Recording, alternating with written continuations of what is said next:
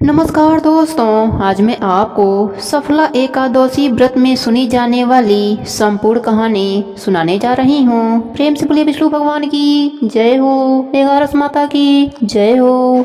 पहले सुनते हैं व्रत को पूर्ण करने वाले गणेश भगवान की कहानी। प्रेम से बोलिए गणेश भगवान की जय हो। एक समय की बात है, एक गांव में एक बुढ़िया माई अपने परिवार के साथ रहती थीं। बुढ़िया माई विष्णु भगवान की परम भक्त थीं। वह हमेशा दोनों पक्षों की एकादशियों का व्रत करती और कथा सुनती थीं। उन्होंने कभी भी व्रत में गणेश भगवान की कथा न कही न सुनी।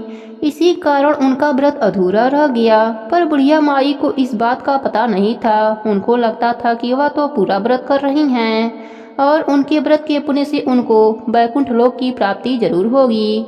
देखते ही देखते बुढ़िया माई की मृत्यु हो गई। उन्हें लेने यमलोक के दूत आए। वह देखकर घबरा गईं और बोले, मैंने जीवन भर विष्णु भगवान की भक्ति श्रद्धा भाव से किया, एकादशी का व्रत किया। मुझे तो लेने वैकुंठ लोक का विमान आएगा, मैं आपके साथ नहीं चलूंगी। इतना कहकर बुढ़िया माई रोने लगी और विष्णु भगवान को पुकारने लगी। विष्णु भगवान गरुड़ पर सवार होकर बुढ़िया माई के पास आए और बोले, बुढ़िया माई, तूने तो पूरी श्रद्धा से व्रत किया, पर तुमने व्रत में कभी भी गणेश भगवान की कथा न कही न सुनी। इसी कारण तेरा व्रत अधूरा है। बुढ़िया माई विष्णु भगवान से जीवन दान मांगने लगी ताकि वह एकादशी का व्रत करके उसका पूरा पुण्य प्राप्त कर सके। इस प्रकार बुढ़िया माई को विष्णु भगवान 2 साल के लिए फिर जीवित कर दिए। अब बुढ़िया माई जीवित होते ही गणेश भगवान का नित्य नियम करना चालू कर दिया।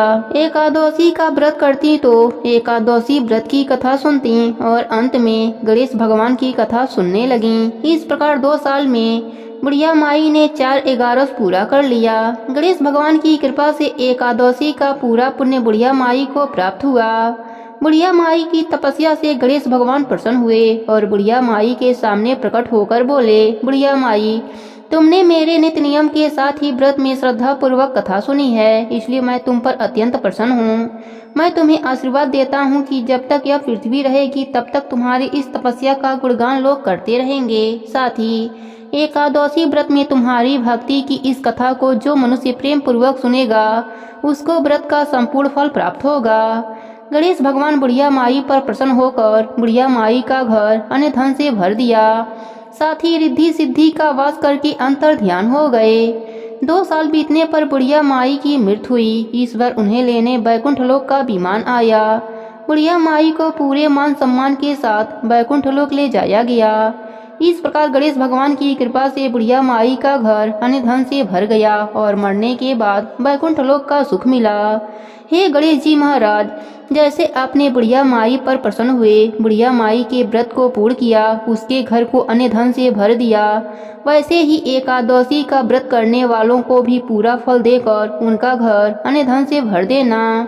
प्रेम से बोलिए गणेश भगवान की जय हो। अब सुनते हैं सफला एकादशी व्रत की कथा। प्रेम से बोलिए विष्णु भगवान की जय हो। महाराज युधिष्ठिर ने कहा, हे प्रभु, पौष कृष्ण एकादशी का क्या नाम है और उसके व्रत की क्या विधि है और उस दिन किस देवता की पूजा की जाती है? कृपा कर विस्तार सहित कहिए, मेरी सुनने की इच्छा है। युधिष्ठिर के ऐसे वचन सुन भगवान श्री कृष्ण बोले, हे पांडु नंदन, पौष कृष्ण एकादशी को सफला एकादशी कहते हैं। इसके देवता नारायण हैं। इस एकादशी को इन्हीं की पूजा होती है। नारायण दक्षिणा सहित यज्ञों से उतना संतुष्ट नहीं होते जितना एकादशी व्रत सहित रात्रि जागरण से संतुष्ट होते हैं।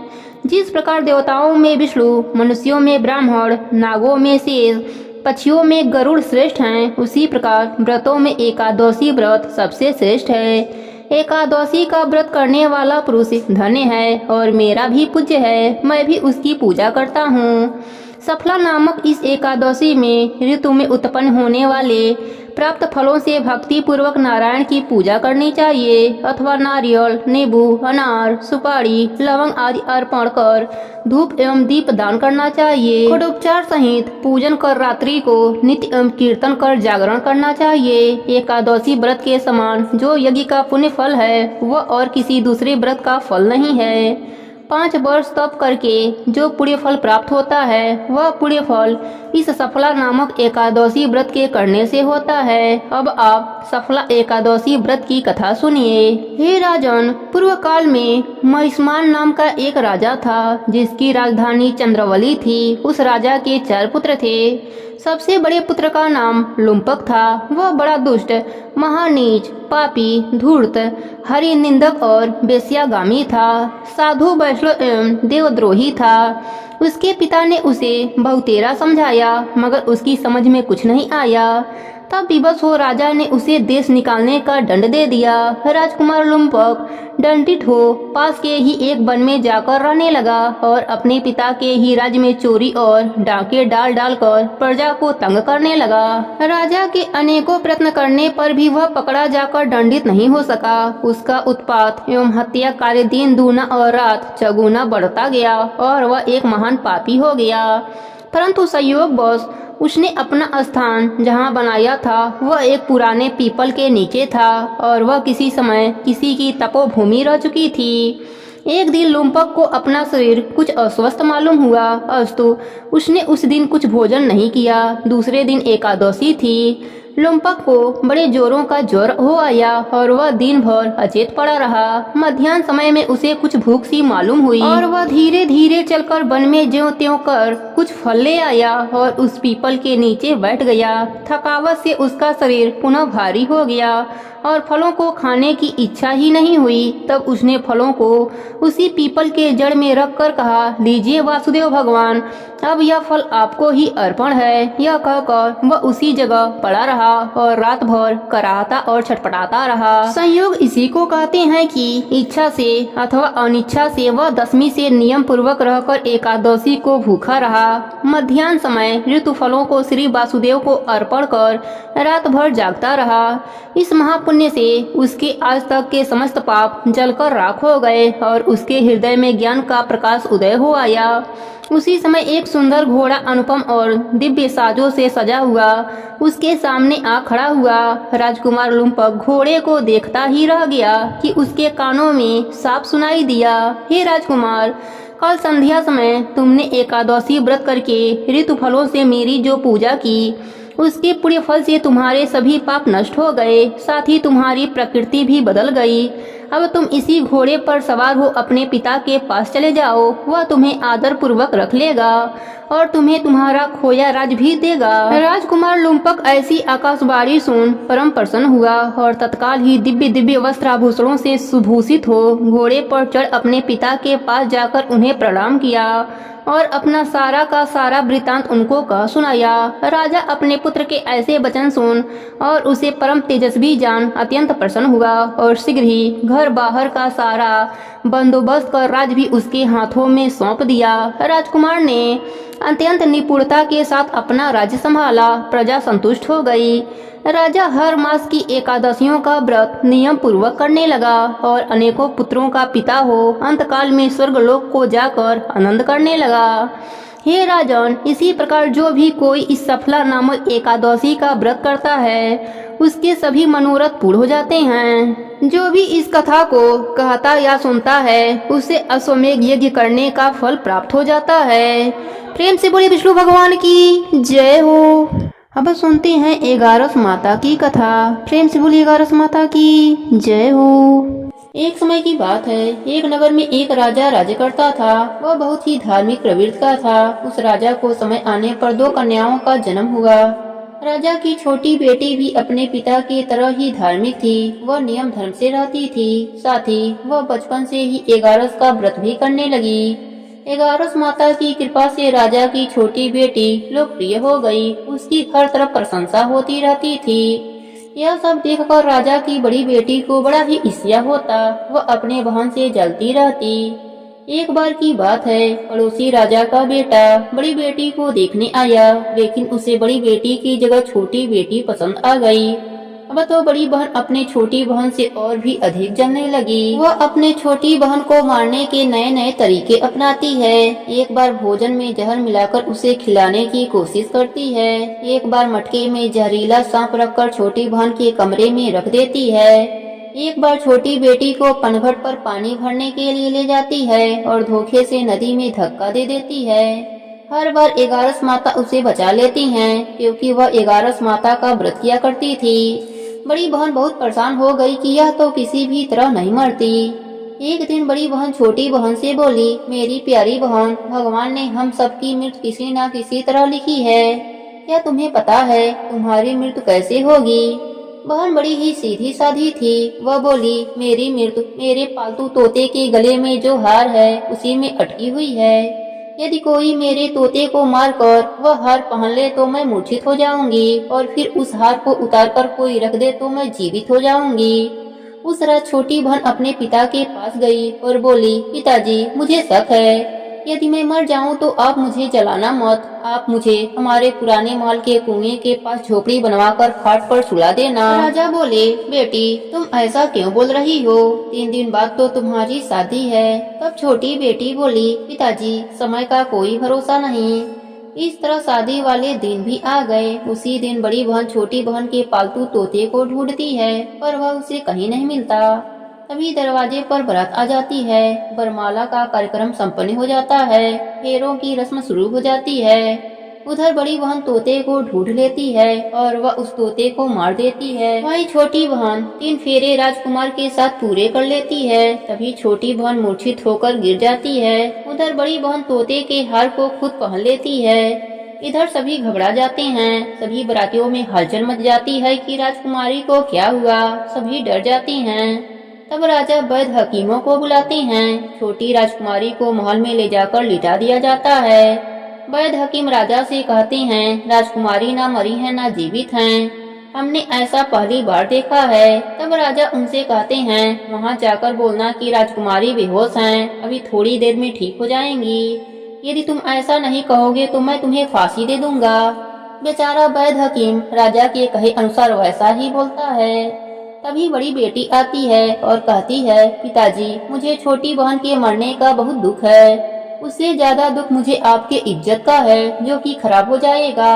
आप ऐसा करो कि मेरी शादी राजकुमार के साथ करा दो, तब सब ठीक हो जाएगा, आपका इज्जत भी रह जाएगा। तब राजा को यह बात ठीक लगी और राजा ने छोटी बेटी के कपड़े पहनाकर फेरों में बैठा दिया और राजकुमार ने मना कर दिया। कहा, यह मेरी पत्नी नहीं है। मेरी पत्नी जब बोलती है उसके मुख से फूल झड़ते हैं। लेकिन सबने समझा बुझाकर उससे 4 फेरे लगवा दिए। बड़ी राजकुमारी ससुराल आई तो राजकुमार ना तो उनसे बात करते थे, ना उनके हाथ से पानी पीते थे, ना ही उनके हाथ का बनाया हुआ खाना खाते थे। राजकुमार ने मन ही मन सोचा, मैं पता लगाकर रहूंगा कि मेरी पत्नी के साथ क्या हुआ।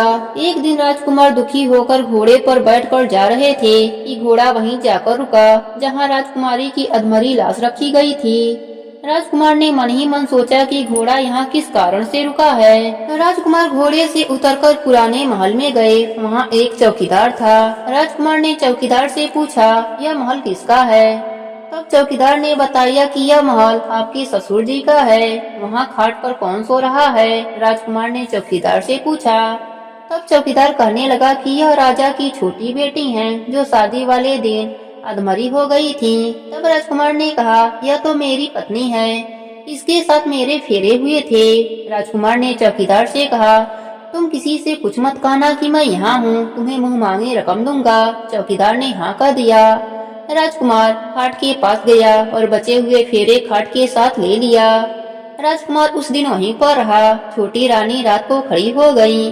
उन्होंने अपने पास अपने पति को देखा तो वह बहुत रोई। राजकुमार ने पूछा, बड़ी अजीब बात है, तुम शादी वाले दिन मूर्छित क्यों हो गई थी? तुम्हारे पिताजी ने मेरी शादी तुम्हारी बड़ी बहन से करवा दिया, पर मैंने उसे स्वीकार ही नहीं किया है। तुम मुझे पूरी बात बताओ, तुम दिन भर मूर्छित क्यों रहती हो? इस टाइम उठ कैसे गई? इसका भी राज बताओ। तब राजकुमारी ने अपने पति को तोते और हार वाली सारी बात बताई और यह भी बताया कि यह बात मैंने अपने बड़ी बहन को बताया था। एक दिन उसने मुझसे मेरे मृत्यु का उपाय पूछा, तब मैंने उसे पूरी बात बताई थी। मेरी बड़ी बहन मुझसे बहुत ईर्ष्या करती है। उसने कई बार मुझे मारने की कोशिश की और 11 माता ने मुझे हर बार बचा लिया। यह सब मेरी बड़ी बहन ने किया है। तोते के गले में जो हार था वह मेरी बहन दिन में पहन लेती है और रात को उतार देती है। इसलिए मैं दिन में मूर्छित रहती हूँ और रात को जीवित हो जाती हूँ। यदि वह हार मुझे वापस मिल जाए तो मैं हमेशा के लिए जीवित हो जाऊंगी। इतना सुनकर सुबह होते ही गुस्से से राजकुमार अपने महल गया और बड़ी बहन के गले से हार निकाल कर लाया और अपने पत्नी को पहना दिया। उसकी पत्नी जीवित हो गई।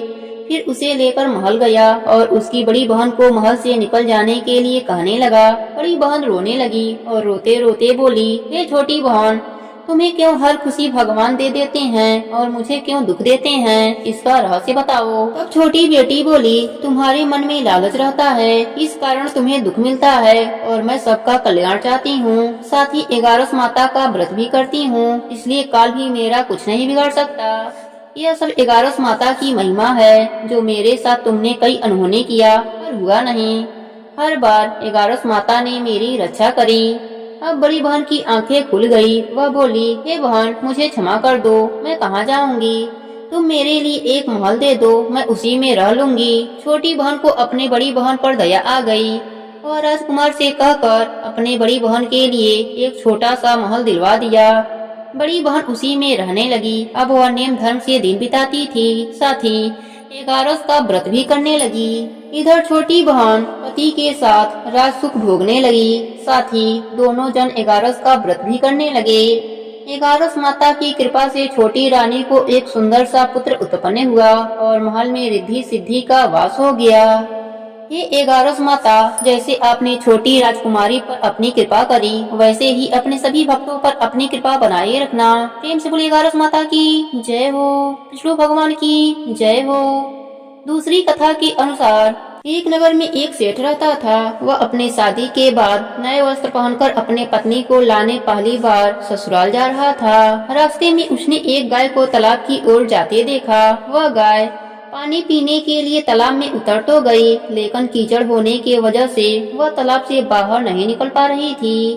गाय ने उस आदमी को वहां से गुजरते देखा तो उसने उससे मदद के लिए कहा, लेकिन सेठ ने कहा कि मैं नया वस्त्र पहना हूँ और मैं अपने ससुराल जा रहा हूँ। अगर मैं तुम्हारी मदद करूँगा तो मेरे कपड़े गंदे हो जाएंगे। गाय माता उदास हो गईं और वह कीचड़ में धंसती जा रही थीं। गाय ने उस सेठ को श्राप दे दिया कि अब से 8 पहर बाद तू गधा बन जाएगा। अब वह सेठ डर गया और गाय माता से अपने भूल के लिए क्षमा मांगने लगा, लेकिन तब तक गाय माता पूरी तरह पानी में डूब चुकी थीं। वह सेठ पछताता हुआ उदास मन से अपने ससुराल पहुंचा। जाते ही उसने अपने पत्नी को ले जाने की रट लगा दी। सभी ने उसे बहुत आग्रह किया कि अभी तो तुम आए हो, कम से कम एक रात यहाँ रुक जाओ, लेकिन वह रुकने के लिए तैयार न था। तब उसकी पत्नी ने कहा कि जब सब लोग इतना कह रहे हैं तो आप एक दिन के लिए क्यों नहीं रुक जाते। तब उसने अपने पत्नी को गाय के श्राप वाली बात बताई। उसकी पत्नी उसी वक्त अपने मायके से विदा लेकर पति के साथ चल पड़ी। 8 पहर बाद वह आदमी गधा बन गया और पूरा दिन घर में पड़ा रहता। कुछ दिनों के बाद घर में खाने पीने के लाले पड़ गए। तब उसने अपने पत्नी से कहा कि मुझे लेकर बाहर मजदूरी करो। तब उसकी पत्नी उसे लेकर बाहर गई और नगर के राजा के यहाँ मजदूरी का काम करने लगी। उसे वहाँ बोझ उठाते देख लोगों ने कहा कि तुम्हारे पास तो गधा है, फिर तुम बोझ क्यों उठा रही हो। परंतु उसने कोई उत्तर नहीं दिया और अपना काम करती रही। दूर से यह सब राजा भी देख रहा था। उसने भी उसे यही कहा कि तुम्हारे पास तो गधा है, फिर तुम यह बोझ क्यों उठा रही हो। तब उसने राजा से कहा कि यह गधा नहीं है, यह मेरे पति हैं। उसने गाय के श्राप वाली पूरी बात राजा को बताई। राजा ने अपने नगर में विद्वानों और पंडितों को बुलाकर इसका उपाय पूछा। तब एक विद्वान ने बताया कि जिस किसी ने 101 11 का व्रत किया हो, वह अपने पुण्य का फल इसे दे दे तो यह अपने असली रूप में आ सकता है। यहाँ हम आपको 11 का अर्थ स्पष्ट कर देते हैं। 11 एकादशी व्रत रखने पर 1 11 पूरा होता है और 22 एकादशी का व्रत रखने पर 2 11 पूरा होता है। ऐसे ही जिसने 101 बार 11 एकादशी के व्रत किए हों, उसके पुण्य के फल से वह आदमी अपने असली रूप में आ जाएगा। राजा ने अपने पूरे नगर में घोषणा करा दी, लेकिन किसी ने भी पूरे 111 का व्रत नहीं किए थे। कई दिन बाद उन्हें एक बुढ़िया मिली जिसने 101 11 पूरा कर लिए थे। राजा ने उस बुढ़िया को उसका फल देने को कहा, लेकिन वह बुढ़िया 100 11 का फल देने को तैयार हुई, क्योंकि 1 11 का फल वह खुद अपने लिए रखना चाहती थी, जिससे कि उसे मोक्ष की प्राप्ति हो और वैकुंठ धाम में वास मिले। इतना पाकर उसने अपने 111 एकादशी का फल उस सेठ को दे दिया। तब वह गधा से मनुष्य रूप में आ गया, लेकिन एक 11 कम होने की वजह से गधे की पूंछ उसके शरीर से नहीं गई। एकादशी व्रत की यह महिमा देखकर उन पति पत्नी ने 11 व्रत करने का निर्णय लिया। वह पति पत्नी दोनों 11 का व्रत करने लगे। एक 11 पूरा होते ही सेठ की पूंछ गायब हो गई और 11 माता की कृपा से सेठ का घर अन्य धन से भर गया। ये 11 माता, जैसे आपने सेठ पर अपनी कृपा करी, वैसे ही अपने सभी भक्तों पर अपनी कृपा बनाए रखना। कहानी अधूरी हो तो पूरी करना, पूरी हो तो मान रखना। प्रेम से बोलिए 11 माता की जय हो, विष्णु भगवान की जय हो। एक नगर में एक वैश्य रहता था। वह अत्यंत ही पाप कर्म में लिप्त रहता था। वह पैसों के लिए जानवरों का बलि इत्यादि का कार्य भी किया करता था। एक बार वह नदी किनारे जानवरों के तलाश में गया। वहाँ पर बड़े बड़े ऋषिगण नदी स्नान करने आए थे। उनके दर्शन मात्र से उस पापी वैश्य का पाप कुछ हल्का हुआ। उसके हृदय में ज्ञान का संचार हुआ। वह महर्षि के पास जाकर उन्हें प्रणाम करके उनसे कहा, प्रभु, मैं महाअधर्मी और महापापी हूँ। अपने किए गए कर्मों का फल भोग रहा हूँ। प्रभु, मुझे कोई ऐसी युक्ति बतलाइए कि मैं बिना धन के पाप से मुक्त हो जाऊं। उस पापी वैश्य के ऐसे वचन को सुनकर मुनि के हृदय में दया आ गई। उन्होंने कहा, वैश्य, सावधान होकर मेरी बातों को सुनो।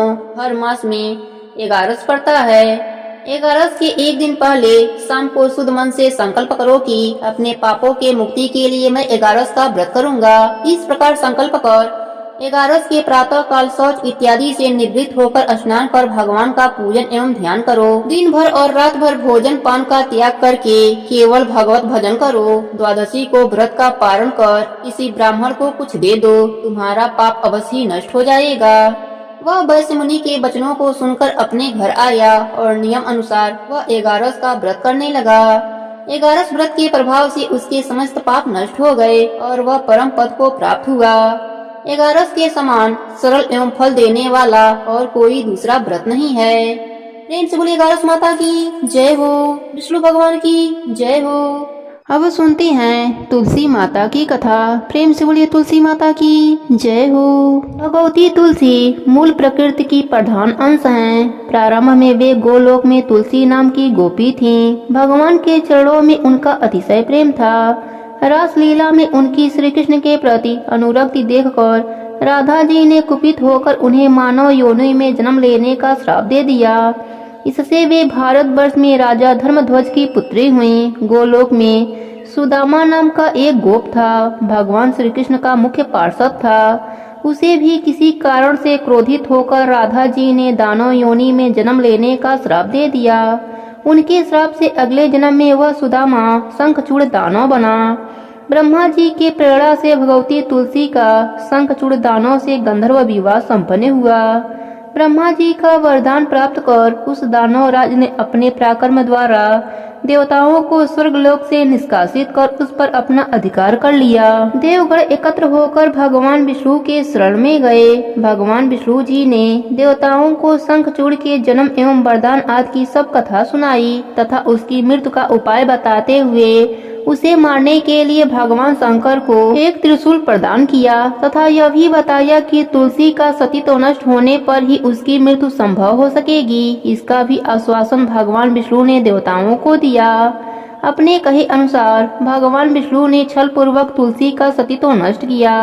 उधर भगवान शंकर ने त्रिशूल द्वारा शंखचूड़ का वध कर डाला। पतिव्रता तुलसी को भगवान के द्वारा छल पूर्वक अपना सतीत्व नष्ट करने की जानकारी हुई तो अत्यंत शोक होकर उसने भगवान को पसाड़ होने का श्राप दे दिया। तुलसी की कारुणिक अवस्था देखकर उसे समझाते हुए भगवान ने कहा, हे भद्रे, तुमने मेरे लिए बहुत समय तक तपस्या किया है। साथ ही इस शंखचूड़ ने भी तुम्हारे लिए दीर्घ समय तक तपस्या की थी। तुम्हें पत्नी रूप में पाने के बाद अंत में वह गोलोक चला गया। अब मैं तुम्हें तुम्हारी तपस्या का फल प्रदान करना उचित समझता हूँ। तुम्हारा यह शरीर गंडकी नदी के रूप में प्रसिद्ध होगा। तुम्हारा केश समूह पूर्ण वृक्ष के रूप में प्रकट होगा जो तुलसी नाम से प्रसिद्ध होगा। देव पूजन में प्रयुक्त होने वाले समस्त पुष्पों और पत्तों में तुलसी की प्रधानता होगी। सभी लोकों में निरंतर तुम मेरे सानिध्य में रहोगी। मैं भी तुम्हारे श्राप से पाषाण बनकर गंडकी नदी के तट के समीप निवास करूंगा। चारों वेदों को पढ़ने तथा तपस्या करने से जो पुण्य प्राप्त होता है वह पुण्य सलग्राम शिला के पूजन से सुलभ हो जाएगा। उसी समय तुलसी के शरीर से गंडकी नदी उत्पन्न हुई और भगवान हरि उसी के तट पर मनुष्यों के लिए पुण्य फल देने वाले सालिग्राम बन गए। ब्रह्मा जी कहते हैं कि यदि तुलसी के आधे पत्ते से भी प्रतिदिन भक्ति पूर्वक भगवान की पूजा की जाए तो भी वह स्वयं आकर दर्शन देते हैं। अपनी लगाई हुई तुलसी जितना ही अपने मूल का विस्तार करती है उतने ही सहस्त्र युगों तक मनुष्य ब्रह्मलोक में प्रतिष्ठित होता है। यदि कोई तुलसी को संयुक्त जल में स्नान कराता है तो वह सब पापों से मुक्त हो भगवान विष्णु के लोक में आनंद का अनुभव करता है। जो व्यक्ति तुलसी का संग्रह करता है और लगातार तुलसी का वन तैयार करता रहता है वह उतने ही पाप मुक्त होकर ब्रह्म भाव को प्राप्त होता है। जिसके घर में तुलसी का बगीचा विद्यमान है उसका वह घर तीर्थ के समान है। वहाँ यमराज के दूत नहीं जाते। तुलसी वन सब पापों को नष्ट करने वाला पुण्यमय कामनाओं को देने वाला है। जो श्रेष्ठ मानव तुलसी का बगीचा लगाते हैं वे यमराज को नहीं देखते। जो मनुष्य तुलसी माला धारण करता है पाप उसके शरीर का स्पर्श नहीं करता है। जहाँ तुलसी वन की छाया होती है वहीं पितरों की तृप्ति के लिए श्राद्ध करना चाहिए। जो प्रतिदिन आदर पूर्वक तुलसी की महिमा सुनता है वह सब पापों से मुक्त होकर विष्णु लोक को जाता है। प्रेम से बोली तुलसी माता की जय हो, विष्णु भगवान की जय हो। अंत में सुनते हैं गणेश भगवान की कथा। प्रेम से बोले गणेश भगवान की जय हो। एक समय की बात है, एक गांव में एक कुआं था। उसमें एक मेढक और मेढकी रहते थे। एक बार वह दोनों कुएं के अंदर पानी में खेल रहे थे। तभी कुएं पर एक पनिहारिन पानी भरने आई और उसने पानी अपने मटकी में भरा। पानी के साथ उस मटकी में वह मेढक और मेढकी भी आ गए। मेढकी गणेश भगवान की भक्त थी। वह हमेशा गणेश भगवान का जप किया करती थी। हमेशा कहती थी जय गणेश जय गणेश जय गणेश। लेकिन उसकी इस बात पर मेढक को बड़ा गुस्सा आता था। वह हमेशा कहता था कि हमेशा तुम उस सूढ़ वाले का नाम लेती रहती हो, कभी मेरा नाम भी लिया करो। और कभी कभी खूब जमकर झगड़ा भी करता था। वह पनिहारन मटकी को अपने घर ले जाती है और अपने घर पर रख देती है और थोड़ी देर बाद वह चूल्हे पर पानी गर्म करने के लिए रख देती है। उस मटकी वाले पानी को गर्म करने वाले बर्तन में पलट देती है और आग जला देती है। अब जैसे ही आग की तपन बढ़ती है तब मेढक मेढकी से बोलता है, मेढकी मैं तो जल रहा हूँ नीचे से। तब वह कहती है, अच्छा मैं तो नहीं जल रही। मेढकी गणेश भगवान के नाम का जप शुरू कर देती है, जय गणेश जय गणेश जय गणेश। मेढक थोड़ी देर के बाद फिर बोलता है, मेढकी मैं तो जल रहा हूँ।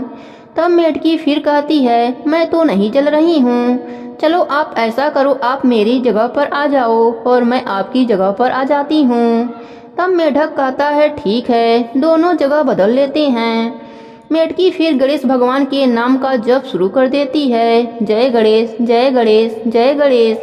मेढक फिर से कहता है, अरे मेढकी मैं तो यहाँ भी जल रहा हूँ। तब मेढकी कहती है, पता नहीं तुम्हारे साथ यह क्या हो रहा है, तुम बार बार जलने लग जाते हो। ऐसा करो तुम भी गणेश भगवान के नाम का जप शुरू कर दो, क्योंकि मेरे नीचे तो बिल्कुल ठंडा है। तब वह कहता है, मैं तो नहीं लेता उस गणेश का नाम, तू ही ले उसका नाम, मैं तो नहीं लूंगा। मेढकी कहती है, ठीक है तुम्हारी जैसी मर्जी। वह मेढकी फिर से गणेश भगवान के नाम का जप शुरू कर देती है।